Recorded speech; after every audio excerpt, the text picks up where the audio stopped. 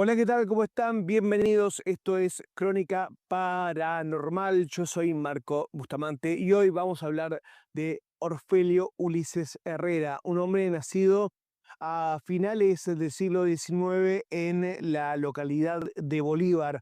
Un hombre cuyo destino estuvo marcado por lo extraordinario, que salió de Bolívar y, según contaba el profesor Guillermo Alfredo Terrera, se fue al Himalaya y allí los monjes le indicaron que tenía que venir a la República Argentina a buscar el bastón de mando del Cerro Uritorco.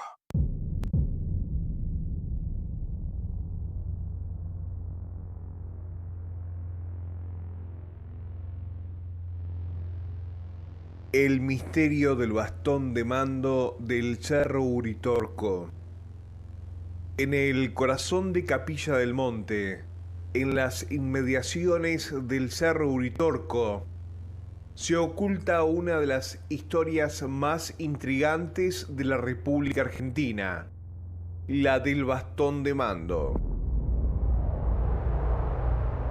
Un objeto de basalto negro pulido, cuya existencia ha estado envuelta en un halo de misterio, esoterismo y teorías que van desde lo arqueológico hasta lo sobrenatural.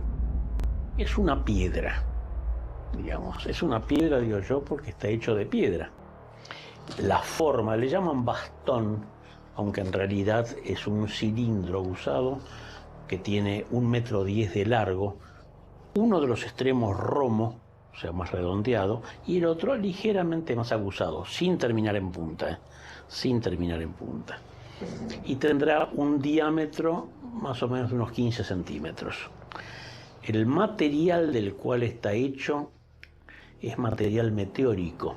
¿Por qué es material meteórico? Porque no es poroso, no tiene ningún poro. Y es de un material que se le llama viridiana, ¿cierto? Muy negro, totalmente negro.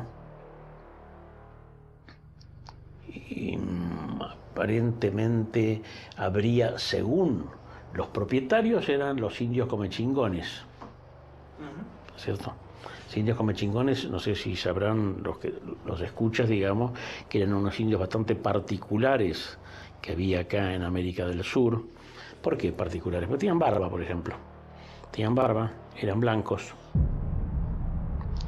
Y lo más extraño de todo es que ante el avance de los españoles y o de los curas que venían con los españoles, se suicidaron en masa, tirándose desde el Cerro Champaquí, que es el cerro más alto de la provincia de Córdoba.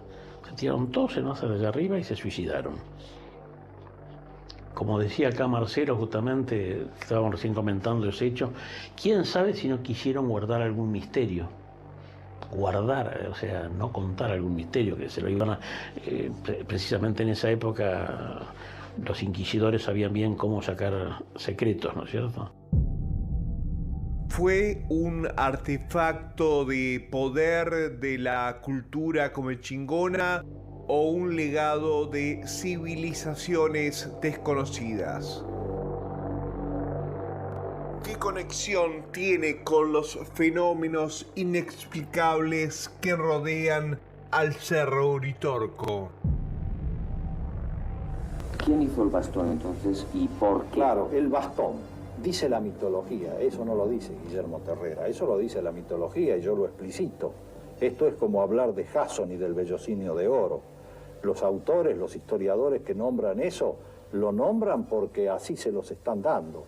Wotan, el dios de dioses, de los hiperbóreos, es decir, de hace 12.000, de hace 14.000 años, de la vieja Europa, no de esta otra Europa que ustedes conocen de hace 2.000 o 3.000 años atrás.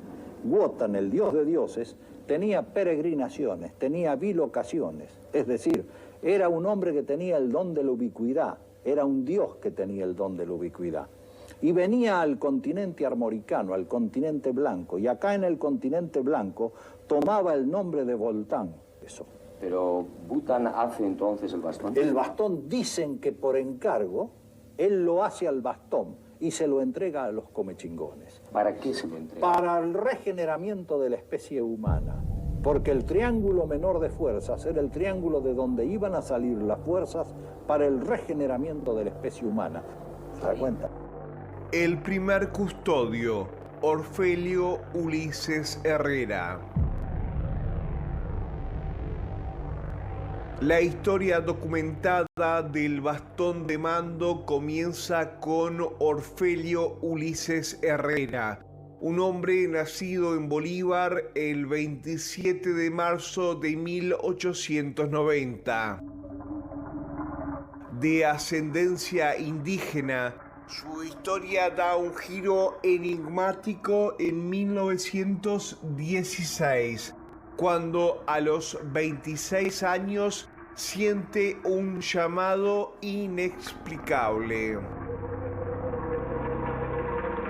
Según el periodista Jorge Camarasa, en su libro Historias Ocultas de Córdoba, Herrera viajó a Shambhala, un místico enclave del Tíbet, donde permaneció hasta los 34 años estudiando hermetismo y ciencias ocultas. Pero hay un problema. Shambhala no existe. Es un lugar de la tradición budista y esotérica, un reino oculto a los ojos del mundo. ¿Cómo pudo Herrera haber viajado allí? ¿O acaso fue iniciado en un conocimiento secreto por una hermandad desconocida? A su regreso inició un largo camino por México y Chile, visitando escuelas de conocimiento hermético. Finalmente, en 1930 o en 1931 llegó a la provincia de Córdoba, con un mandato de sus maestros: hallar el toqui lítico, el simiwinki, el bastón de mando. ¿Y cómo apareció ahora en superficie? Lo encontró un indígena, porque en realidad era de etnia indígena, que se llamaba Orfelio Ulises Herrera. ¿Quién era Orfelio? Era de etnia indígena. Entre sus hermanos era el único que se dedicaba a los temas esotéricos. Estuvo en el Tíbet. Del Tíbet se fue a México. No sé, sé que estuvo en el Tíbet bastante tiempo. Y él dice que allá le indicaron dónde estaba el bastón acá. Porque el bastón estaba al costadito del Cerro Uritorco. Ahí precisamente, profesor, fue donde lo encontraron. En ese lugar, en esa sierra. No, lo encontraron un poco más arriba, en el Uritorco, al bastón. Claro, y el que lo encuentra ahí, en el Uritorco, al bastón. Es decir, lo encuentran para el lado de la cumbre, no para el lado, digamos así, de lo que es el Cerro Pajarito ahora o de lo que es Cruz del Eje, vamos a decir así, o lo que es Charbonnier, sino lo encuentran para el otro lado, porque es un cerro muy grande, el Cerro Uritorco. Debe ser un cerro que tiene, de donde empieza a donde termina, aproximadamente 15, 16 kilómetros de extensión.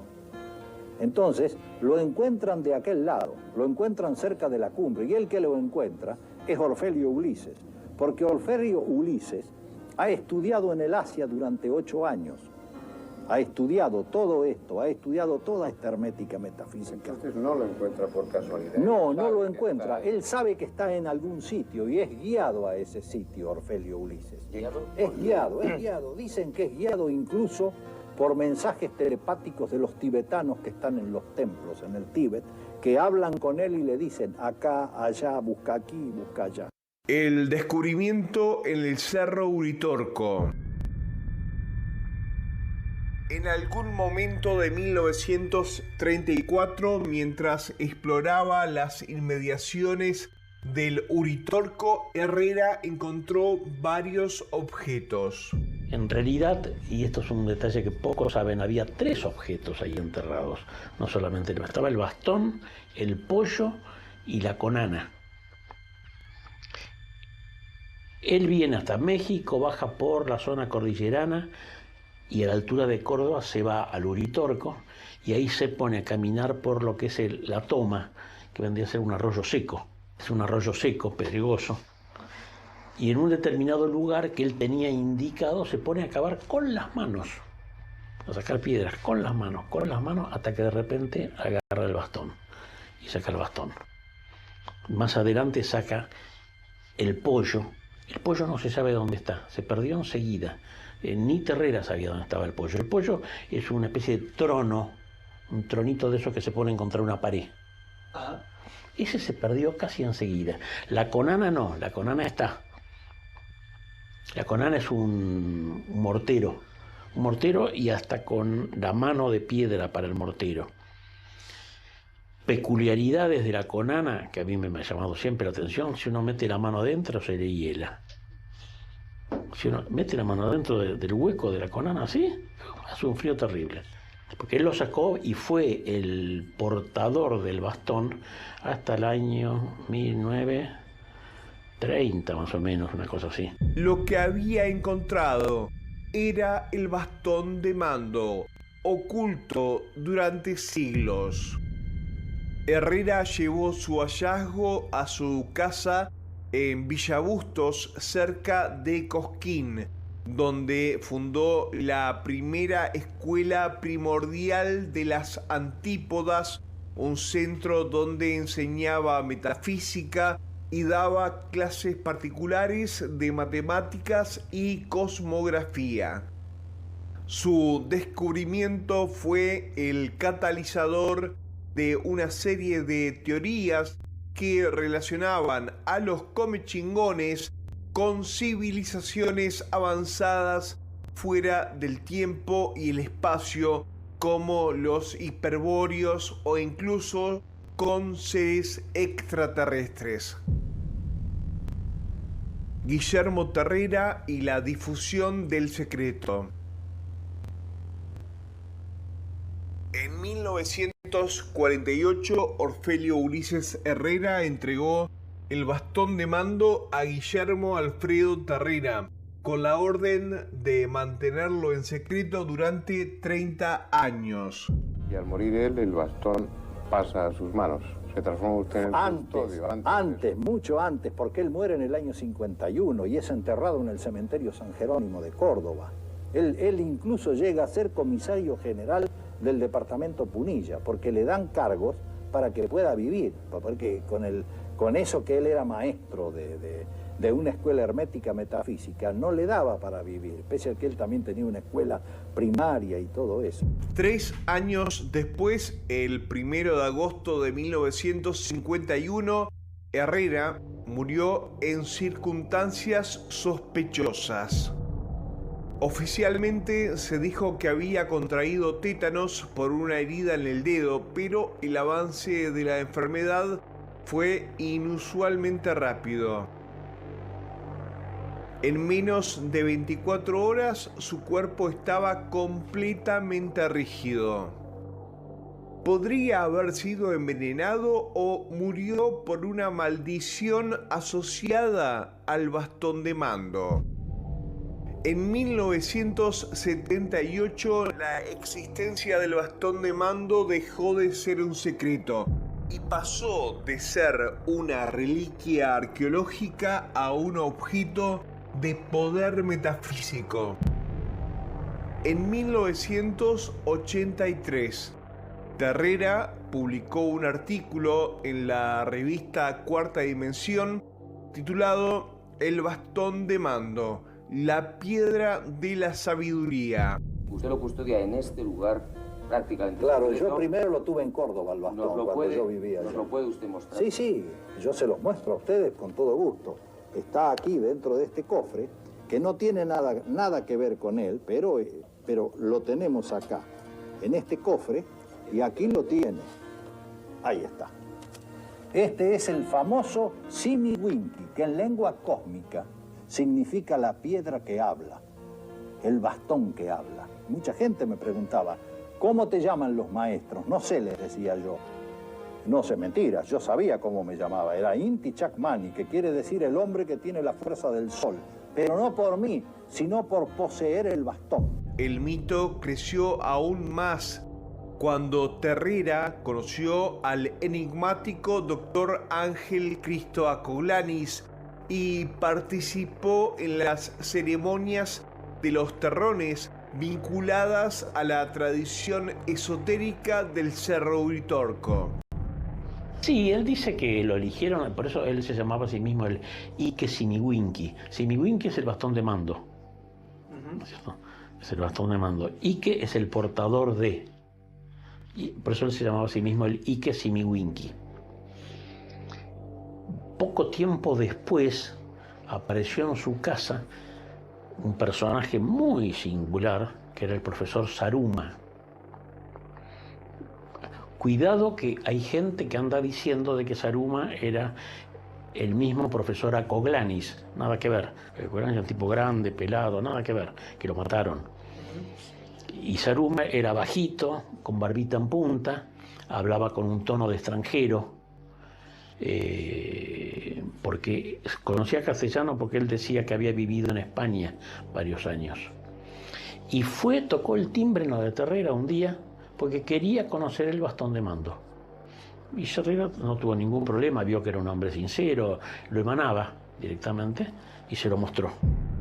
Después fue Terrera que él había escrito algunos libros y después se confundió. Confundió Saruma conmigo, porque yo lo visité, ¿no? Y creía que era el doble de Ángel, algo parecido, ¿no? Ah, porque en un libro...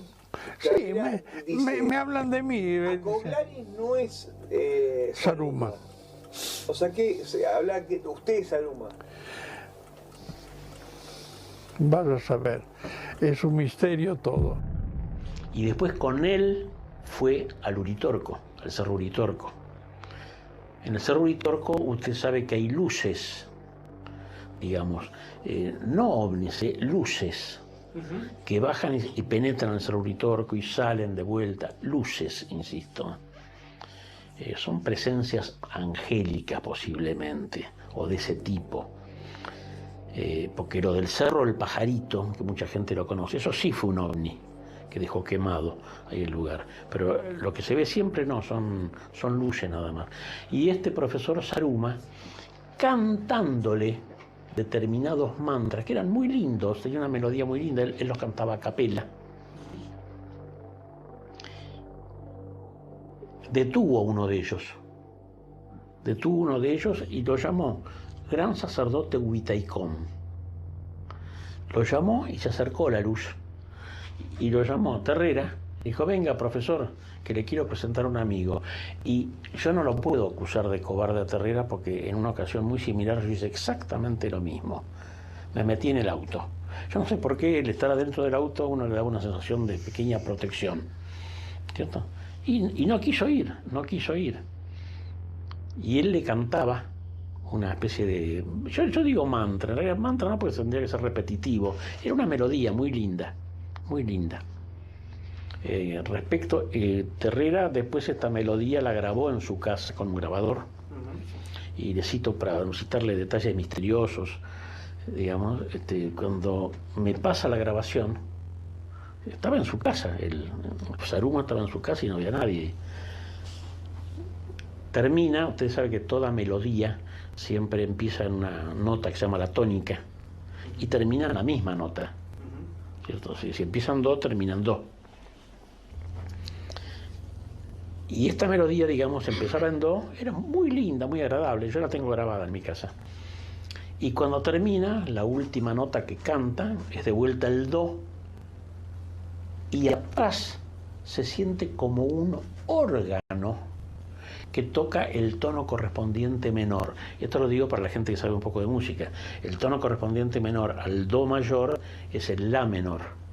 O sea, es un tono y medio para atrás, digamos, para la izquierda, más grave. Tanto que se lo hice notar a Terrera y Terrera me dice, sí, yo nunca supe de dónde salió ese acorde. Terrera vino después y Ángel se mataba de risa porque Terrera usaba las registraciones de Ángel ¿no? Y llevaba a la gente a pagamento, ¿no? Y él se mataba de risa, Ángel, de esto, ¿me entendés? Y te lo puedo asegurar que es así. No, porque él después aparece con el tema del bastón de mando. No tiene nada que ver eso. El bastón de mando no tenía más poder porque partido en dos partes, ¿no? Yo lo he tenido en mano, no tenía la fuerza que podía tener cuando era entero, ¿no? Guillermo Terrera murió en 1998, convencido de que en el interior del Cerro Uritorco existía una ciudad en otra dimensión, donde se guardaba nada más y nada menos que el Santo Grial. Hay una tradición que afirma que este bastón será una especie de símbolo de medio para un cambio de curso, de rumbo en la humanidad. Claro, eso es lo que se dice y lo que se ha dicho siempre, que es algo que va a servir para una obra de regeneramiento humano. Es decir, que desde el triángulo ese de Calaguala, Cerro Colorado y la Cerrezuela se va a iniciar una obra de expansión, una obra de mejoramiento del hombre, una obra de espiritualización. Perón se lo pidió para tenerlo en la Casa Rosada. ¿Hay pruebas de eso? Bueno, pruebas. El único testimonio es el de Terrera. Terrera me lo contaba. Ajá. Terrera me lo contaba directamente a mí. Pero ¿cómo te va a contacto con el tema? Pero ¿cómo? Se ve que lo conocía. Se ve que seguramente lo conocía al tema. Porque ahora después le voy a contar otro que también lo pidió. Perón lo conocía, lo pidió, él consultó con... En esa época vivían los 12 sabios de la Argentina. Vivían. Ya dije, yo conocí uno solo de los 12, el último. Y consultó con los 12 sabios. Y a pesar, él me dijo, de ser 5 o 6 de ellos muy peronistas, pero de la primera hora, la respuesta fue que no se lo diera. Y lo conservó Terrera. Ya en la época mía, después del año 85, estaba el gobierno del doctor Carlos Saúl Menem, y nuevamente le pidió el bastón, le dijo que lo iba a tener ahí en en el living principal frente al balcón, en un lugar especial, qué sé yo, y ya ahí lo tuvimos que decidir entre Terrera y el que les habla. Mi opinión fue de que no se lo diera. Y él dijo, bueno, está bien, no se lo vamos a dar. Y le respondió que no. ¿Y para qué quiere un presidente el bastón de mando? Buena pregunta. Y cree que le va a dar más poder de mando, seguramente. Pero fíjese que se llama el bastón de mando. ¿Por qué? ¿Por qué de mando? ¿Le confiere algún poder? Se dice que sí. Se dice que sí. ¿Y usted que lo ha tenido en la mano, tiene algún poder el bastón de mando? El poder de mando, ya le digo, primero se calienta. Segundo, si usted lo toma en determinada posición, que tiene que ser, acá está mala, tiene que ser vertical, tiene que estar vertical con la punta roma hacia abajo y la aguzada para arriba, como una antena. Y usted lo toma. Nosotros nos poníamos en posición de loto con mi mujer y rezábamos, orábamos. Y le puedo asegurar que usted siente la conexión con la divinidad. Es una de las utilidades del bastón de mando. Las demás yo no las conozco mucho. Sé que acumula conocimientos. Ahora, ¿cómo los acumula? Tiene energía. Una vez vino un profesor alemán, me acuerdo, con una máquina para medirle la energía y le rompió el dial. O sea, tenía más energía que la que podía medir esa máquina. Energía en Armstrongs, por supuesto, ¿no es cierto? Energía de radiación. El bastón de mando, en tanto, desapareció. Algunos aseguran que se encuentra en manos de la familia Terrera. Y él lo tenía en su casa. Terrera muere en el año 1998. Ahí hay un episodio que lo quiero contar porque lo he visto escrito en un montón de lugares y siempre lo cuentan diferente. Cuando Terrera muere, en el living de su casa, lo velan en el living de su casa, y a los pies ponen una pequeña pirámide de madera, creo que recién lo dije, que yo la hice construir para poder poner el bastón en forma vertical. Y a los pies del cajón estaba esa pirámide de madera con el bastón de mando. Hacia el mediodía yo me tuve que ir porque tenía trabajo que hacer. Y la dejé a mi mujer. Le dije, guarda, le digo, porque veo que toda la familia terrera está en la cocina. Y acá alrededor del féretro de Terrera únicamente está un grupo de gente que yo los denominaba el grupo negro, digamos. No voy a decir los nombres, digamos, porque no quiero hablar mal de nadie. Pero evidentemente era gente que a mí personalmente no me parecía correcta o honesta. Tal cual, apenas van a cerrar el cajón de Terrera para ya llevárselo, uno de ellos, y puedo decir el nombre con nombre y apellido, y me hago responsable de ello, el señor Rubén Lazo, Lazo con Z, Lazo, agarra el bastón y se lo quiere llevar. Y ahí mi mujer, que estaba presente, con instrucciones mías, se lo arrebata y dice, no te lo podés llevar. No hubo ninguna lucha ni ninguna escena demasiado violenta. Únicamente eso de un arrebato de mi mujer del bastón, y mi mujer lo llamó a los gritos al hijo mayor de Terrera que estaba en la cocina, Guillermo. Vino la mujer, no se acercó él, sino que vino la mujer de Guillermo, y yo digo, dáselo a Guillermo porque le corresponde tenerlo a los hijos. Ahí terminó, desde ese día el bastón lo tiene Guillermo Terrera. Pero, ¿qué significado tiene realmente el bastón de mando? ¿Era una herramienta sagrada de los antiguos pueblos indígenas? ¿Un dispositivo de poder desconocido? ¿O simplemente un objeto envuelto en leyenda? Lo cierto es que, como el Cerro Uritorco mismo, sigue siendo un imán para lo inexplicable. Nadie sabe actualmente dónde está el bastón de mando del Cerro Uritorco. Tiene un valor arqueológico y cultural. Debería estar exhibido en un museo. Se supone que lo tiene todavía la familia Terrera.